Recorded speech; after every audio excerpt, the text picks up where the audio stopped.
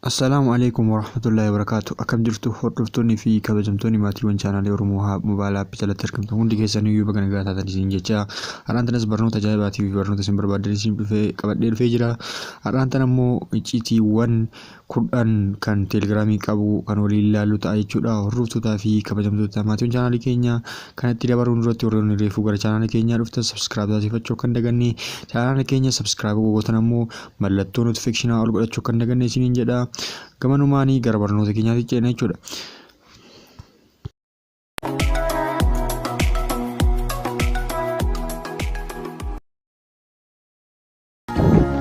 Egaa akkuma teelegiraamii keenya keessa seenyaa jechuudha. Akkuma teelegiraamii keenya keessa seeneen booda ani mallattoo irratti isiniif kaa'e kana iddoo sarara sadii san al takkaaf cuqaastu jechuudha. Hordoftoota fi kabajamtoota keenya yoo isinitti mul'achuu baate jekiyaa fi dark mode irra godhe jechuudha. Egaa as keessa eega seenanii bakka siitiin geettu kana al takkaaf cuqaasna jechuudha.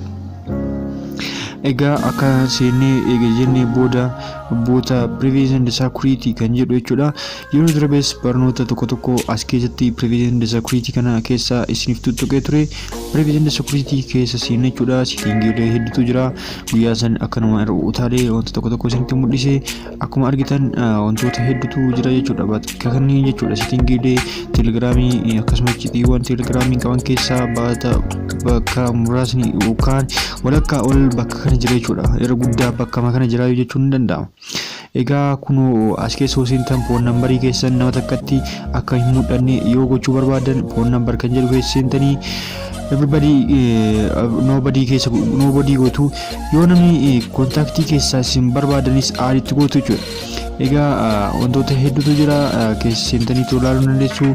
Akkasumas onlaayinii irra akka jirtan laasseen onlaayinii kan jedhu keessa seentanii akka onlaayinii irra jirtaniif akka hin jirre nama kamuyyuu gochuu dandeessan akka onlaayinii irra hin jirre oduma onlaayinii irra jirtan akka onlaayinii irra hin jirre gochuu dandeessu jechuudha.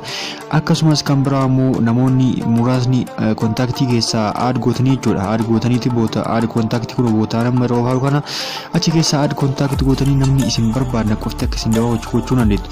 Fakkeenyaaf maay kontaaktii kan jedhu irra gootanii jechuudha. Bootan jidduutti irra godhe kanatti gubbaarratti immoo everybody dha. Jalatti immoo nobody dha body jechuudha. Samboda boota gubbaa san kilik itti gootanii ta'u raayit gootanii ta'u irratti deeffachuu ni dandeessu jechuudha. Hordoftoota kiyya. Egaa last siin onlaayinii kana fakkaataa yeroo darbeellee barsiisee ture. Kabraa immoo kan itti aanu footoo keessanis namarra dhoksuu ni dandeessu jechuudha. Hordoftoota keenya. Footoo keessanii yookaan profaayil footosii keessan namni barbaade qofti akka daawwatu gochuu ni dandeessu jechuudha. Kunillee achuma keessa seentanii ta'u gootu jechuudha. Kan biraa immoo forward message wanta kanallee yeroo darbe barsiisee ture jechuun irra isiniif kukkute malee seeraan isinitti hin argisiifne.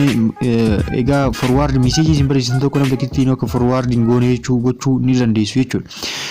Egaa nama itti fidattanii akkanatti kontaaktii keessaa nama barbaade bichaan akka forward message keessan gochuu ni dandeessu. Kan biraa immoo bilbila namni kamuyyuu koolsii yookaan namni kamuyyuu teelegiraamiidha yoo isinitti bilbilu namni hundi akka isinitti bilbille salphumatti karaa ittiin gootan koolsii kan jedhu keessa seentu san booda everybody fi my contacts akkasumas nobody kan jedhutu jira. My contacts keessaa seentan akkuma kan dura isinitti argisaa jiru kanatti contactii keessaa aad gootu. Nobody keessa gootan namni kamuyyuu isin gochuu ni danda'u. Everybody yoo ta'e immoo namni kamuyyuu isin gochuu ni danda'a jechuudha. Isin sanillee ni ilaaltu. Kan biraa immoo irra guddaa gruupii keessatti namoonni odoo hin beekin nu gaggalchuu jechuudha. Maaliif akka ta'e namoonni kamuyyuu isin gruupii keessatti akka isin hin galchine as keessa seentanii too siitingii kana sirreessuu qabdu akka siitingii akka gruupii keessatti namni kamuyyuu aad isin godhee isin dabale. Kan biraa akkas jechuudha. Ammallee akkasuma gaggeessineetu paaskoodiidha. Paaskoodii lookii gochuu dandeenya. Appilikeeshinii keenya wanti guddaa wanta nama tolu teelegiraam paaskoodiin qaba. Paaskoodii lookii kana qollofuu yookaan cufuu ni dandeenya jechuudha. Yeroo teelegiraamii keessa akka paaskoodiidhaan yookaan paaskoodii lookii goonee ta'u yeroo seennu akka cufamu jechuudha. Seeraallee bootuma wanta kana gootanii piin gootanii asirratti intar paaskoodii galchitu jechuudha.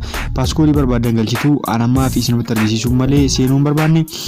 Egaa kan biraa immoo wanti namatti tolu two step verification boot verification jechuudha. Verification two step kana verification gochuu qabdu two step isa illee verification gochuu qabdu jechuudha.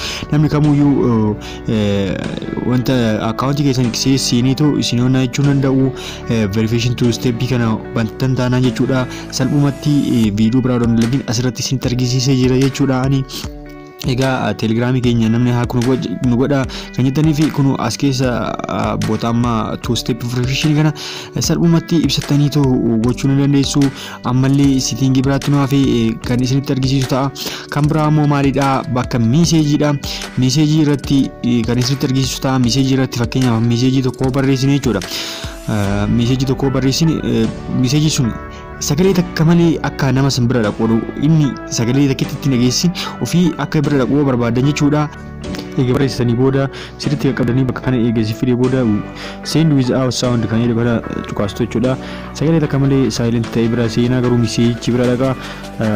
Akkasitti dura eega barreessanii booda booda sendi kan sirriitti al takkaaf sirga qabdu. Kan biraa immoo iskeejuulii. Iskeejuulii guyyaa barbaadan guuttanii fakkeenyaaf boru biraa dhaquu torbeedhaa ji'aadhaa maaliyaa dhaquu akkasitti guyyaan guuttanii too nama kamiyyuu meeseejii erguuf ni dandeessu jechuudha. Guyyaan gaheetti meeseejii sun kan ergamu ta'a jechuudha.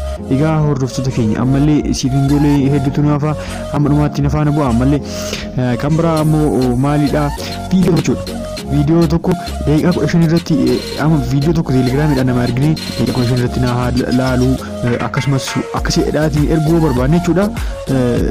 As keessuma seennetiin goonaa fakkeenyaaf amma sakandii 15 irratti namtichi sun akka sakandii 15 irra na laalu akkasumas daqiiqaa 15 takkitti maal akka naaf laa jechuun isiniif galee era guuttanii too sakandii san akka inni jidduu akkuma viidiyoon bira dhaqeen sakandii san irraa jalqabamaaf jechuudha. Kun amma seenee isinitti argisiisa. Viidiyoo tokko al takkaaf irratti gadi cuqaastu jechuudha. Duubatti deebi'ee al takkaaf viidiyoo tokko irratti gadi cuqaastu jechuudha. Fakkeenyaaf amma jidduu isaa gadi tuqxanii too maal gootu boota kana irratti taayimii guutu fakkeenyaaf sakandii kana irratti mul'atu barbaadanii seendi gootu jechuudha. Booda seendi gootu takkitti malaqeen bootuma kanatu mul'ata jechuudha. Viidiyoo boota kanarraa jalqabaaf jechuudha. Isiniif gareemi ammas sitingii biraattu nafa hordoftoota keenya duubatti deebina. Kan biraa immoo maalidha kun amma inni suqaaramee kun dhaquu ni barbaadaara. Fakkeenyaaf amma kan biraa kun dhaqeera jechuudha. Sakandii akkuma guute kana akkanumatti boota sanitti wanta jedhaaf jechuudha. Boota kanarraa jalqabamaaf jechuudha. Viidiyoon isaa kan taphachiisu eegaluuf bakka sakandii fi yookaan daqiiqaatti guuteef kana irraa eegalaaf jechuudha. Hordoftoota keenya kabajamu isin gareemi sitingolee ajaa'ibaatti jira telegiraamii keessa sitingolee baay'eetu jira. Egaa amallee kan biraa kan isinitti argisiisaa jechuudha. Kan biraa amma maalidha lookeeshiniidha. Akkuma gubbaatti argitanii lookeeshiniidhaan erguu ni dandeessu jechuudha. Telegiraamii irratti bakka isin jirtan kana bakka ani jiru hiriyaa kiyyaa erguu barbaade lookeeshinii fayyadameetu erguu ni danda'a jechuudha. Dura notifiikeeshina keessan yookaan lookeeshina keessan banachuu qabdu jechuudha. Lookeeshina sitingii egaa lookeeshinii bilbila keenya banuu qabna jechuudha. Dura gubbaa irratti asiniif kan ta'e lookeeshinii keenya banuu qabna jechuudha. Dhiibama san booda maal goona siinda maay kaarent lookeeshin jedhu kana siindi goonaaf jechuudha. Boota jiru san al salphumatti argachuu ni danda'a jechuudha. Namni suni telegiraamiin wantoota hedduu keessaa qaba. Egaa isinis seentanii too wantoota kanneen nama hin beekne ta'e jechuudha. Dura hin beekne ta'e seentanii too akkana gootan jechuudha. Telegiraamii keessanis akka haakisin jedhan goone. Kan biraa immoo sitingiin biraa maalidha wanta tokko meeseejii tokko ilaaltan chaanaalee wayii keessatti yeroo baay'ee dhufee notifiikeeshinichi yoo isin kan jeequ ta'e jechuudha. Maal gootu bakkuma ofii wanta san ilaaluu barbaadan dhaxxanii tumaanii boota chaanaala san keessa seentu. Chaanaala keessa gadi seentaniin booda gubbaarratti tuqaa ni jira. San booda maal gootu animiti gootu sagalichi garuu meeseejichi ima dhufaa sagalee akkasitti isin hin jeequ jechuudha. Hanganuma amma viidiyoo biraatti walitti deemuutti nagaan tura. Chaanal koo like subscribe like share godhaa. Viidiyoo ajaa'ibaatti kan caalu walitti deebina nagaan tura.